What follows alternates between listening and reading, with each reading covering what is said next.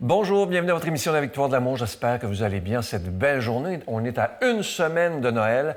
Aujourd'hui, je vous le dis, parfois, il y a des émissions qui, pour moi, sont plus difficiles à faire que d'autres. Aujourd'hui, je reçois quelqu'un que j'apprécie beaucoup.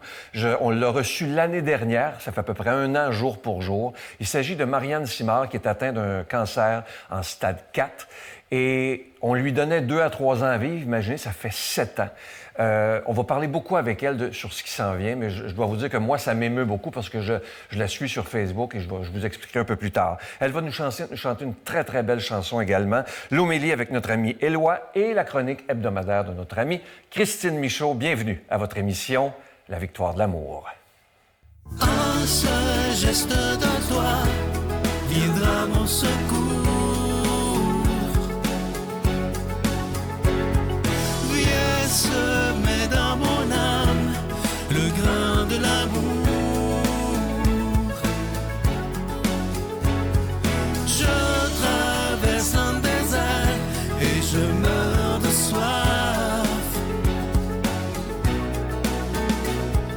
Montre-moi le mystère qui garde la foi. Chère Marianne, merci d'être là. Ça me touche énormément de ta présence ici. L'année dernière, si les gens s'en souviennent, ça fait à peu près 1 an jour pour jour que tu étais ici. Et depuis ce temps-là, moi je te suis sur Facebook comme beaucoup de gens, les métastases se sont multipliées dans ton corps. Comment tu réagis quand ton oncologue te dit ça? Comment j'ai réagi? J'ai eu peur. Je me suis dit, ça y est, on approche de la fin. Mais je voyais qu'est-ce qui s'en venait, tu sais. Plus de traitements, plus de douleurs, plus de... Hey, t'es rendu à combien de traitements? Je veux pas me tromper, mais t'es-tu dans les 70, ça se peut-tu? Je suis rendue à 60... Demain, 77. Mais comment tu fais? Ça, explique-moi ça. Moi, je te suis sur Facebook et je me dis, mais quelle force elle a, cette femme-là? Bien, je vais un traitement à la fois. C'est sûr qu'au début, j'étais dans le miracle. Je me disais, je vais guérir. Cette année, il y a eu quelque chose de difficile. C'est une prise de conscience de dire, bon, ben c'est un stade 4, je vais vivre avec. Et tu as écrit sur Facebook il y a quelques jours, c'est la première fois que tu écris ça depuis que je te suis, je réalise que je ne guérirai pas. Exactement. Comment tu t'es sentie quand tu as écrit ça? Oh mon Dieu, c'est difficile à dire, sincèrement, parce qu'il y a comme une partie de moi qui veut croire au miracle. Mais en même temps, je guérirai pas. Tu sais? Fait que j'ai pu cette chance-là d'aller sonner la cloche en oncologie et de dire « Moi, je suis guérie! » Tu sais, fait qu'il va falloir que je vive avec ça, jour après jour, tu sais, pas après pas, puis espérer d'aller le plus loin possible pour ma fille. Pour ta fille, justement. Ouais. On te donnait, comme je disais tantôt, 2 à 3 ans à vivre. Là, tu as eu tous tes traitements. Qu'est-ce qui te fait tenir? Il y a beaucoup de gens qui auraient abandonné avant, en disant, ben moi, j'en peux plus, puis je me laisse aller. Mais qu'est-ce qui te tient? Parce que ça fait 7 ans que tu es là-dedans, là. Oui, même 8 ans, là. 8 ans. Oui. Qu'est-ce qui me tient bien?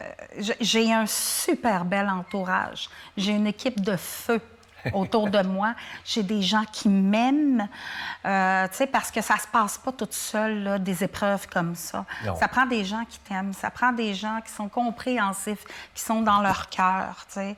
Il y a ma fille aussi Léa. qui m'aide à tenir beaucoup. Mon mari, il y a la musique. La musique me tient beaucoup. J'ai une belle équipe, tu sais, comme vous avez vu, tu sais, ça aide beaucoup de « OK, Marianne, on va chanter, on va faire de la musique. » Ça nous met dans le beau, tu sais, dans le cœur, puis ça montre C'est important l'énergie. de s'entourer de beau, hein, quand on est malade. Tout à fait. Il y a quelques mois, je ne sais pas comment tu as fait pour... Tu sais, je m'adresse au public. Tu sais, il y a des gens qui vivent des épreuves terribles. Déjà, son cancer, ta fille qui avait eu la leucémie. Ouais. Après ça, il y a quelques mois, ton mari attrape la bactérie mangeuse de chair. Bon, il est sauvé, il est correct. Mais comment on réagit de se dire « Hey, ça va-tu me lâcher, là? » Bien, en fait, non, c'est après ça.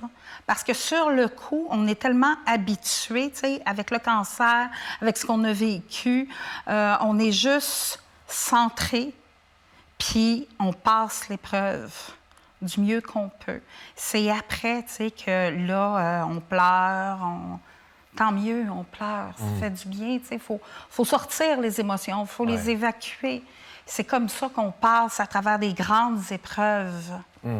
Et tu as renouvelé dernièrement avec ton mari tes vœux de mariage. J'ai vu ça sur Facebook. C'était important pour toi de faire ça? Pourquoi tu l'as fait? Parce que le premier mariage, en fait, on n'avait pas fait de vœux. C'était un mariage qui était là. C'est arrivé très, très, très rapidement après le diagnostic. C'était beaucoup plus pour sécuriser la situation, s'assurer que tout se passe bien si je décède. Tandis que là, ben, c'est un mariage avec des vœux, avec des choses qu'on a choisies, les gens, tout. Tu sais, c'est une belle soirée. Comment vous réussissez à garder votre couple solide dans une... Parce que ton mari, lui, il te voit malade depuis 8 ans. Ah ouais. Ça prend de l'amour, pas à peu près, là. Et comment vous vivez ça comme couple? C'est pas toujours évident. Non. Non, parce que il y a beaucoup de fatigue qui s'accumule. C'est pas juste on y va, il y a une coupe de traitement, puis après ça, c'est fini, il peut se reposer. Tu sais, ça fait quand même 8 ans qu'on est là-dedans. Il y a eu sa fille avant, il y a eu sa mère, il y a eu sa tante qui est décédée. Tu sais, ça fait, comment dire, comment qu'on passe à travers ça avec le couple? Bien, on le passe avec des hivers, des gros hivers. Puis après ça, des beaux printemps. Puis après ça, c'est l'été. Tu sais, ça fait pas pour... C'est pas pour rien que ça fait 11 ans. 11 ans, c'est beau, hein? Et des poussières, tu sais, qu'on est ensemble. C'est parce qu'on a traversé ça. Mais il faut accepter l'épreuve qu'elle nous traverse. Puis il faut accepter de se parler, se pardonner. T'es grande, hein? Je t'écoute, là. Ouf. Est-ce que ta fille est consciente? Elle a 8 ans, ta fille? Elle est très consciente. Oui. Ah oui, elle est très consciente. Qu'est-ce qui est arrivé à l'Halloween cette année? Cette année, ma fille voulait passer l'Halloween avec une amie. Puis son amie, elle avait un rhume. Puis ma fille était vraiment déçue parce qu'elle voulait passer l'Halloween avec cette amie-là. Puis en plus, cette amie-là passait l'Halloween avec un autre ami. Puis là, elle me dit, à cause de toi, à cause du cancer, je ne peux pas passer l'Halloween avec mes amis. Ça, je t'avoue que ça m'a un peu... Ça fait quoi au cœur de moment? Ben, ça fait... est obligé de se restreindre dans sa vie d'enfant. Ça me dérange beaucoup. Puis quand j'entends ça... système immunitaire qui est très faible. Oui, c'est ça. C'est ça. Tu sais, ça fait que les amis, il faut qu'on les filtre. T'as-tu la grippe? T'as-tu des symptômes? Et là, hein? Oui. Depuis que je lisais ça sur toi, depuis que tu es passé à l'émission l'année dernière, tu as eu des tonnes de messages de gens qui disaient « On va prier pour toi, on pense à toi ». C'est touchant quand même. Et tu dis que tu t'es beaucoup questionné sur ta spiritualité. Oui, beaucoup. Sur l'âme, bon, etc. Qu'est-ce que tu as découvert, dans le fond, à l'intérieur de toi? Bien, c'est drôle, hein? J'ai découvert Dieu. C'est beau, ça. J'ai découvert Dieu. Puis Dieu, en fait... Pour moi, c'est tellement le grand tout. C'est toi, c'est moi, c'est l'espace qu'il y a entre nous. Dieu est partout, ça, c'est sûr. Hein? C'est ça, il est partout. Puis c'est ça que j'ai découvert. Tu sais, puis j'ai découvert aussi Jésus. Tu sais, je l'avais découvert, mais là, encore plus. Oui, c'est ça. Je me suis dit, lui, il ne me lâchera pas. Lui aussi, il en a vécu des grandes épreuves. Ça n'a pas été facile tout le temps, sa vie. Fait que j'ai découvert... Tu as peur de mourir, tu le dis toi-même. Je disais ça hier, quand je me préparais. Est-ce que c'est parce que tu vas laisser ta fille et ton mari? Oui. C'est ça. Oui, oui. J'ai pas le goût de les laisser. Ça, c'est clair, là. Je sais que ça va arriver le plus tard possible. Je te le souhaite. Dans le moins de souffrance possible, évidemment. Oui. Et là, les gens, vous allez être très surpris. J'ai fait une chronique un lundi sur toi. J'étais très content de le faire parce que pour moi, tu es un modèle. Et je dis pas ça à cause de ta TV. Là, je l'ai dit à tellement de monde autour de moi. Comment tu fais pour écrire un journal de gratitude sur Facebook presque à tous les soirs? Des fois, tu sors de chimio. Moi, j'en reviens pas, là. Tu sais, parce que je reste un humain, puis j'ai mes défauts, puis des fois, je suis chialeux, ça nous arrive tout. Mais quand je te lis, ça me touche. Où tu prends cette énergie-là pour écrire un journal de gratitude malgré tout ce que tu vis? Bien, en fait, ça, c'est, il y a quelques années, mon psychologue m'avait dit, quand tu passes des épreuves difficiles, d'être dans la gratitude, ça assouplit, tu sais, les choses. Et puis, il m'invitait à faire mon journal de gratitude. Je ne l'ai pas fait. Je ne l'ai pas fait. Puis là, justement, j'ai commencé à le faire. Puis effectivement, sincèrement, là, même quand ta journée a super mal été, il est arrivé plein de choses, d'être juste assis puis de penser, bon, à qui je peux dire merci? C'est quoi qui a été beau dans ma journée? On se couche moins nerveux, on se couche moins dans tu sais, le côté aigre de la vie. Puis pourquoi moi? Je suis donc pas chanceuse.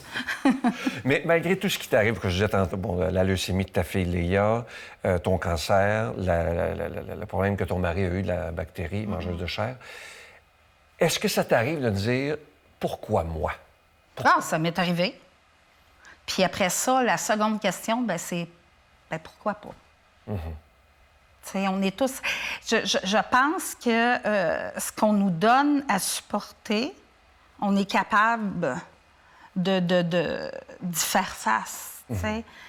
Il y a une raison pourquoi je vis tout ça. Puis c'est ce que j'espère mettre dans mon cœur et dans ma tête. Parce que sans ça, effectivement, c'est loin d'être drôle. Et c'est quoi la raison? Pourquoi tu viens de dire, il y a une raison pour laquelle je vis ça? C'est quoi la raison, d'après toi? J'ai aucune idée. Je sais pas encore. Je le sais pas pourquoi. On entend un téléphone, mais c'est pas grave, c'est quelqu'un qui a oublié de fermer sa sonnerie, mais c'est pas grave. On reste ensemble. Qu'est-ce que tu voudrais que ta fille se souvienne de toi? Qu'est-ce que j'aimerais qu'elle se souvienne de moi? Bien, ce que j'aimerais, c'est que peu importe les... Oui, c'est vrai que c'est dérangeant, hein, la sonnerie, hein? On les laisse aller. Qu'est-ce que tu voudrais qu'elle se souvienne de toi? Oui. Ce que je voudrais qu'elle se souvienne de moi, c'est peu importe les épreuves. Ce qui est important, c'est de mettre de l'amour dedans, de mettre de la gratitude, parce qu'il va toujours en avoir hein, des moments difficiles dans la vie. J'espère qu'elle va en avoir moins que je n'ai eu, mais ce qui est important, c'est vraiment d'avoir la foi que demain est meilleur. Demain est meilleur, oui. Ouais. En terminant, tu vas aller nous chanter. On a entendu une chanson, tu l'as enregistrée un peu plus tôt aujourd'hui, Habiller mon cœur. C'est de toute beauté. Mais avant d'entendre ta chanson, je veux tout d'abord te souhaiter un très, très joyeux Noël, malgré tout. Garde ton sourire, garde ton espérance.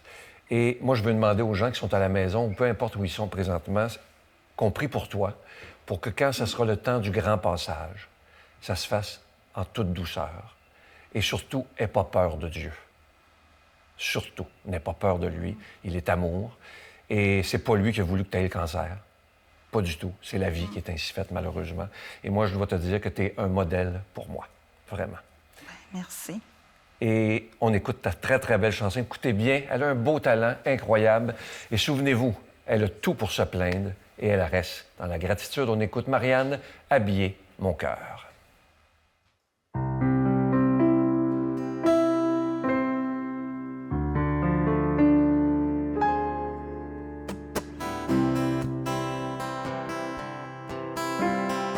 Je t'ai tricoté de belles mitaines de laine. J'ai pas laissé le froid s'installer entre toi et moi. J'ai habillé mon cœur. Je t'ai laissé poser la belle étoile dorée tout en haut du sapin illuminé. J'ai allumé mon cœur. Je m'en remets à l'essentiel, les yeux rivés vers le ciel. C'est ça la magie de Noël. J'ai sorti nos plus beaux habits, j'ai suspendu le gui pour m'assurer qu'on passe dessous. Entouré de tous nos amis, bouder c'est interdit.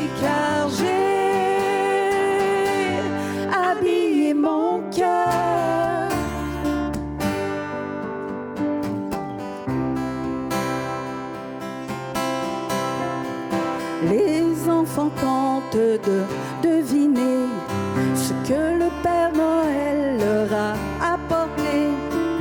J'ai emballé mon cœur. Viens dehors, même si il fait froid. J'ai envie d'aller patiner avec toi. J'ai habillé mon cœur. Je m'en remets à l'essentiel. Les yeux rivés vers le ciel. C'est ça la magie de Noël. Quand on est ensemble, j'ai sorti nos plus beaux habits. On passera sous le gui, se rappeler tout ce qu'on s'est promis. Entouré de tous nos amis, bouder c'est interdit, car j'ai habillé mon cœur. J'ai habillé mon cœur de toutes les couleurs pour un peu de chaleur.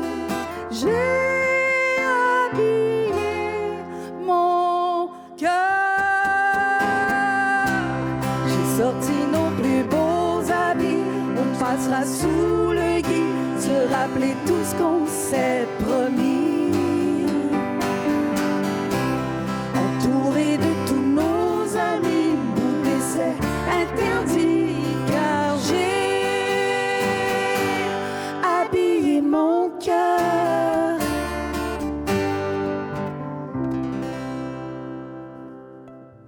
Notre Père qui es aux cieux, que ton nom soit sanctifié, que ton règne vienne, que ta volonté soit faite sur la terre comme au ciel. Donne-nous aujourd'hui notre pain de ce jour. Pardonne-nous nos offenses, comme nous pardonnons aussi à ceux qui nous ont offensés. Et ne nous laisse pas entrer en tentation, mais délivre-nous du mal, car c'est à toi qu'appartiennent le règne, la puissance et la gloire pour les siècles des siècles. Amen. La Victoire de l'amour vous invite à venir vivre des moments inoubliables en Italie en compagnie du Père Michel Marie, Christine Michaud, Miguel Padilla et Sylvain. Nous visiterons Venise, Padoue, Florence, Sienne, Assise et Rome, la ville éternelle. Célébration eucharistique avec le Père Michel Marie. Nous assisterons aussi à l'audience générale avec le Pape François au Vatican, du 2 au 13 juin 2024, avec Spiritour au 514-374-7965 ou 1-866-331-7965.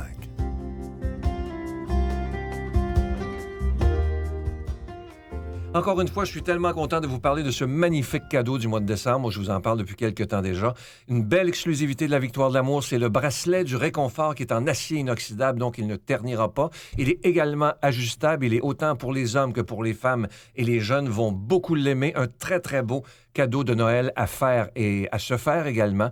Et je vous rappelle que vous le recevrez avec un don de 25 $. Et si vous en voulez deux, avec un don de 40 $. Vous recevrez également un reçu pour fin d'impôt. Je vous donne l'adresse. La Victoire de l'amour, case postale 120, succursale Boucherville à Boucherville, le J4B 5E6. Je vous la redonne. La Victoire de l'amour, case postale 120, succursale Boucherville à Boucherville, le J4B 5E6. Également par téléphone, par carte de crédit du lundi au jeudi de 8h à 17h dans le 514-523-4433. 523-4433 ou sans frais le 1-888-811-9291. 1-888-811-9291. Et aussi sur notre site Internet, vous savez que c'est une façon très rapide, sécuritaire et efficace de faire votre don, le www.lavictoiredelamour.org. Je vous rappelle également que le pendentif de la lumière divine, qui est en cristal tchèque, est toujours disponible. Il vient avec la chaîne qui est aussi en acier inoxydable. Et ce bijou également, il est béni. Et évidemment, je vous rappelle ce bracelet du réconfort. Je veux prendre le temps de vous dire merci de tout cœur de ce que vous faites pour la Victoire de l'amour en cette période de Noël, parce que sans vous, cette émission-là ne pourrait pas exister. Mais ensemble, si on se donne la main, on se serre les coudes, on peut s'assurer que cette émission-là pourra être là pour des dizaines et des dizaines d'années, parce que tous ensemble, on a décidé de croire en l'impossible. Mon Dieu, Donnez-moi la sérénité d'accepter les choses que je ne peux changer, le courage de changer les choses que je peux et la sagesse d'en connaître la différence. Amen.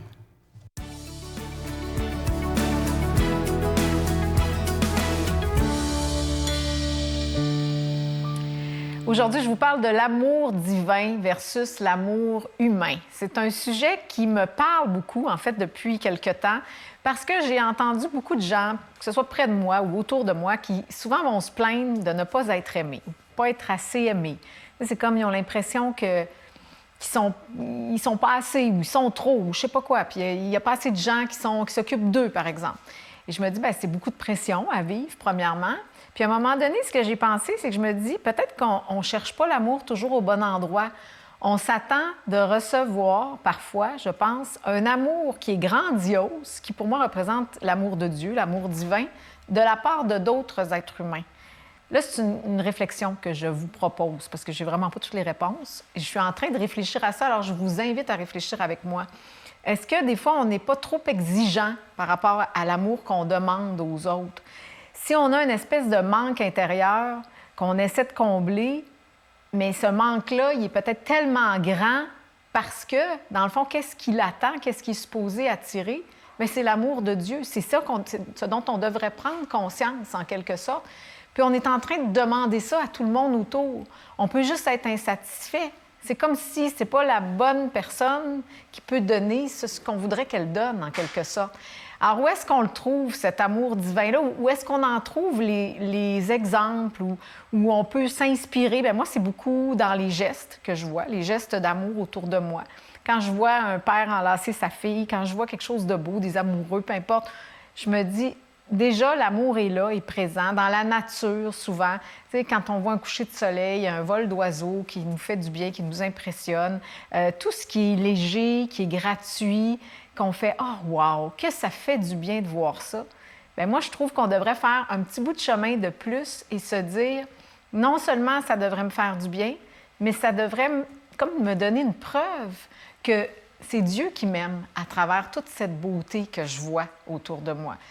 Puis là, bien, tranquillement, je me dis qu'on aurait peut-être plus de chances de nourrir peut-être ce manque d'amour, en tout cas ce besoin d'amour grandiose, cet amour profond, inconditionnel, qu'on a tendance à chercher à bien des mauvais endroits.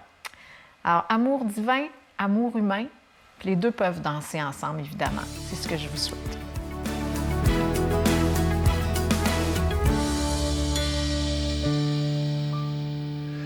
À mon tour de vous saluer, mes amis, à quelques jours de Noël. C'est impressionnant aujourd'hui d'avoir un témoin comme Marianne, hein? Noël est une fête de l'espérance et cette femme-là qui rayonne malgré sa situation, qui écrit des messages d'espoir chaque jour sur Facebook. Wow, c'est impressionnant. Eh bien, aujourd'hui, on a un témoin aussi qui, moi, a comme impressionne de plus en plus dans ma vie de foi, c'est Jean le Baptiste dans l'Évangile. Alors, je vous mets un peu en situation. À l'époque où il a vécu, on était depuis des décennies en attente fébrile du Messie. On sentait qu'il s'en venait. Puis quand il y avait des personnages qui sortaient un peu de l'ordinaire, on les interrogeait. « Est-ce que c'est toi le Messie? » Bon, ça ne marchait pas, évidemment. Et Jean-Baptiste, puisqu'il a eu un impact comme très peu ont eu à son époque, évidemment, sur les foules, on accourait de partout pour l'écouter, alors on est allé le voir. Alors, l'Évangile, dans l'Évangile de Jean, il nous dit il était envoyé par Dieu pour rendre témoignage à la lumière. Et là, il y a des gens officiellement désignés qui viennent l'interroger, par les gens officiellement désignés par les grands prêtres de Jérusalem. « Es-tu le Messie? » « Non, je ne le suis pas. » « Es-tu le prophète Élie? » Parce qu'on pensait qu'Élie devait revenir. « Non. » « Es-tu le grand prophète? » Non plus. Ça, on pense que c'est Moïse. Mais ce n'est pas ni l'un ni l'autre. Qui es-tu? Je suis la voix de celui qui crie dans le désert, « Aplanissez le chemin du Seigneur. » Ouais, mais si t'es pas le Messie, si t'es pas Élie, si t'es pas le grand prophète, pourquoi tu baptises? Moi, je vous baptise dans l'eau, mais vient après moi celui qui s'en vient justement, et lui, il va nous baptiser d'une toute autre manière, et je ne suis même pas digne de défaire la courroie de ses sandales. En d'autres mots, il va nous baptiser dans l'amour plus fort que tout. Wow! Bon, alors, je ne sais pas si vous êtes comme moi, j'imagine que oui. Quand on prend de l'âge, il y a des réalités dans notre vie qui prennent de moins en moins d'importance, mais d'autres qui s'affermissent. Et par exemple, moi, dans ma vie spirituelle, Marie devient de plus en plus importante. Il y a une intensité de foi de Marie, d'engagement, que je trouve le fun, le silence, et Jean-Baptiste aussi, parce que c'est un témoin très ardent, ce Jean-Baptiste-là. Et il le reconnaît, il n'est pas le Messie. Il vient pour ouvrir le chemin à Jésus, pour ouvrir les cœurs finalement, pour susciter une espérance nouvelle. Il s'en vient là vraiment. Puis, quand ça va être fini, quand Jésus va être arrivé, Jean-Baptiste va dire, bon, maintenant il faut qu'il grandisse et que moi je diminue, puis il va disparaître. Quelle humilité, quelle transparence, quelle intensité du désir. Il ne vivait que pour Jésus. Bien, j'ai ramassé 3 ou 4... réflexions qu'on peut se faire autour de la vie de cet homme-là, qui peuvent nous surprendre aujourd'hui et qui sont d'autant plus pertinentes. Une première, Jean-Baptiste vivait dans le désert, hein? Et à cette époque aujourd'hui, où la beauté est tellement importante, où des gens dépensent des fortunes pour conserver leur beauté, qu'est-ce que Dieu nous dit à travers ce personnage-là? La beauté de Dieu, la vraie, elle rayonne à travers la pauvreté la plus radicale. Wow! On est loin de ça, là, nous autres, là, aujourd'hui. Hein? Moi, là, j'ai des croûtes à manger, là, avant d'en arriver là. La pauvreté la plus radicale de cet homme-là parle plus de la beauté de Dieu qu'autre chose. Deuxièmement, à l'époque du baptiste, évidemment, on n'était pas occupé comme aujourd'hui. Quand je fais des funérailles, souvent, je vais dire aux gens, s'il y a une révolution qu'on a à faire dans notre monde, c'est bien celle du silence. Jean-Baptiste vivait dans le désert, peut-être dans une communauté de moines. À l'époque, on n'est pas sûr, mais en tout cas, c'était un homme de silence, c'est bien sûr. Hein? Vous savez, on célèbre cette année les 400 ans de la naissance de Blaise Pascal, un chrétien extraordinaire, un génie du 17e siècle. Savez-vous ce que Pascal a dit en son temps? C'est encore bien plus vrai aujourd'hui. Tout le mal qu'il y a dans le monde, tout le mal, ça vient de ce que les personnes ne sont pas capables de s'asseoir à l'écart en silence chaque jour pour réfléchir sur leur vie, pour se rendre compte que leur intelligence n'est pas capable de les combler, pour accueillir ce qui monte du dedans. Et ce Jean-Baptiste-là, hein, il était un mystère pour tout le monde. Et puisque nous sommes maintenant à quelques jours de Noël, si on demandait ça à Dieu, que la joie et la paix que le monde ne peut pas donner, qu'il nous soit donné en cette période, que nous puissions les désirer comme Jean-Baptiste désirait le Messie, et que nous soyons bénis en ce sens, lui, à part le Père, le Fils et l'Esprit Saint. Amen. Bonne vie, bon Noël tout le monde. Je vous salue Marie, pleine de grâce. Le Seigneur est avec vous. Vous êtes bénie entre toutes les femmes, et Jésus, le fruit de vos entrailles, est béni. Sainte Marie, Mère de Dieu, priez pour nous pécheurs, maintenant et à l'heure de notre mort. Amen. Je ne sais pas si ça a été ça pour vous, mais moi, ça a été très émouvant pour moi de faire cette entrevue aujourd'hui. Et je veux vous demander à la maison de prier pour Marianne afin que, quand ce sera le temps du grand passage, comme je lui disais, tout se fasse en grande douceur. Et aujourd'hui, j'aimerais, avec vous, mais je vais me mettre là-dedans aussi, demander pardon à Dieu pour toutes les fois où je manque de gratitude, où je m'emporte, où je suis impatient, ou quand je vois Marianne être dans l'acceptation comme ça, en l'écoutant tantôt, je me disais, Sylvain Charon, là, pour l'année qui s'en vient, la 2024, tu vas être mieux, tu vas être plus dans gratitude, tu vas plus apprécier. Et c'est un défi que je vous pose aussi, parce que parfois dans la vie, on est porté à chialer, on est tout un peu chialeux des fois, mais Marianne m'a beaucoup, beaucoup appris, et pour moi, elle devient un grand modèle. Alors, on pourrait ensemble demander pardon pour toutes les fois où on n'apprécie pas les gens qui sont autour de nous, où on n'apprécie pas ce qu'on a. Alors, c'est ce que je voulais vous dire aujourd'hui. Je vous souhaite une belle journée et on se revoit demain. Bye bye.